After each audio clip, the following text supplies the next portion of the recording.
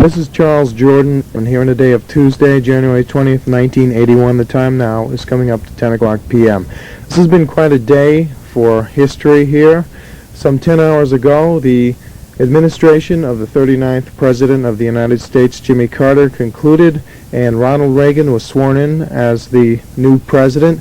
And moments after that, a plane left from a Tehran, Iran airport carrying the American hostages, 52 hostages who were held in captivity in Iran for 14 and a half months. And moments ago, network television carried live coverage of the plane carrying the 52 Americans as it landed in an Algerian city, and they were transferred into an American plane on their way to West Germany, and shortly thereafter on their way to America. And now stand by for a broadcast on this, recorded from the radio at 10 o'clock p.m. WNEW, Metro Media Radio in New York. From the World Desk of United Press International, this is Craig Smith.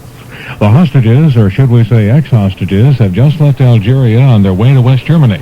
The flight will take about 2.5 hours. They spent a little over an hour in Algeria, changing planes and being welcomed. Warren Christopher, who helped negotiate the release, was there to greet them. We asked UPI's John Goodbody in Algiers how the former hostages looked. They looked much better than I think anyone really had expected. They looked rather disheveled, but this is understandable. All were very casually dressed. They seemed to walk fairly steadily, from what I could observe.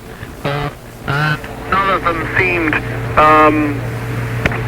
evidently to be particularly seriously ill. The Americans will spend about a week in Wiesbaden, West Germany, so they can be checked out and get a chance to relax before going home. You're listening to UPI World News. There was an inauguration today as well, the two events overlapping in a way that sure looked calculated by Iran. Ronald Reagan at noon became President Reagan, and Jimmy Carter once again became a private citizen. Carter will fly to West Germany tomorrow to see the hostages. The swearing-in, of course, was followed by an inaugural parade. Pye Chamberlayne was there.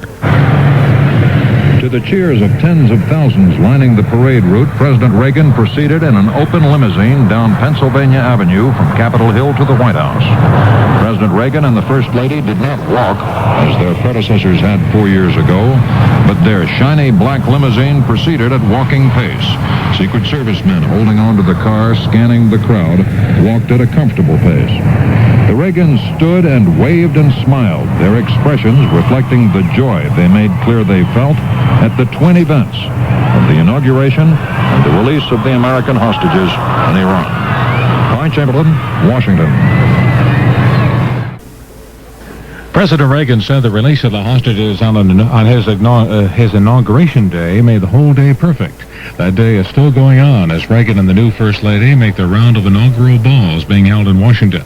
There are so many of them that he and Mrs. Reagan will be able to spend only a short time at each one. World leaders have cabled their delight at the release of the hostages to both Jimmy Carter and President Reagan. UN Secretary General Kurt Waldheim called the end of the crisis a source of tremendous satisfaction. Canadian Prime Minister Trudeau praised Mr. Carter for his patience and wisdom throughout the ordeal. French President Giscard said along the feelings of relief and friendship of the French people, and in West Berlin, the Freedom Bell at City Hall rang out. This is NBC News.